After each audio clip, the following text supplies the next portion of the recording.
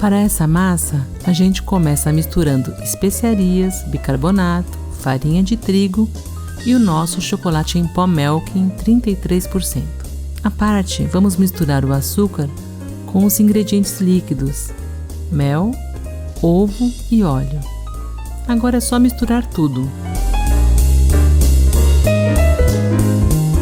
Uma massa bem fácil de fazer, que não precisa nem de batedeira e nem de liquidificador. Vai na mão mesmo.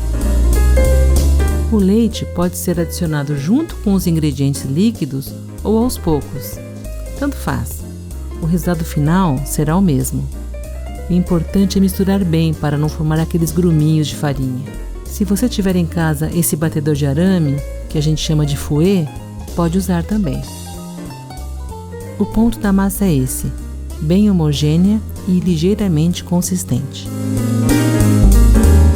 Isso já te aconteceu?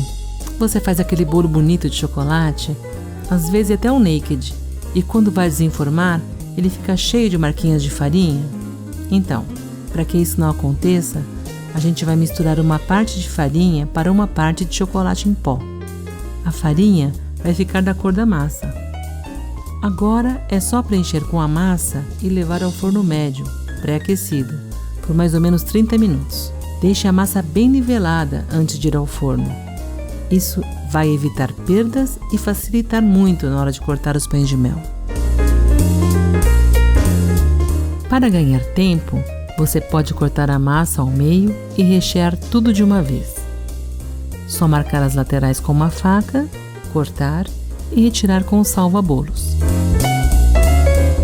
Aqui a gente está usando um brigadeiro mole.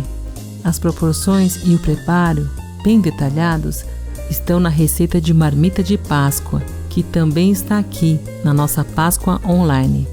Dá uma olhadinha. Você também pode usar nosso brigadeiro Melkin, diluído com um pouco de creme de leite, ou ainda usar doce de leite. Aí vai ficar no seu critério. Dica para padronizar o tamanho dos pães de mel recheados. Primeiro você vai cortar ao meio e depois o meio do meio. Tire as laterais para ficar bem retinho. O que restou você vai dividir em 5 partes para marcar os pedaços de uma maneira bem correta. No total, essa receita vai render 20 unidades de 60 gramas cada. Coloque os palitos até o final do pão de mel. Isso vai facilitar na hora de banhar com a cobertura top derretida. A praticidade dessa receita é que com top é só derreter e já fazer o banho. Você nem precisa de têmpera. Para evitar que os farelos de pão de mel caiam na cobertura derretida, a gente vai regando os pedaços com a cobertura até ficar bem uniforme. Assim você aproveita toda a cobertura top. E economia é sempre bom fazer. Apoie os pães de mel banhados em uma placa ou uma tábua forrada com papel manteiga.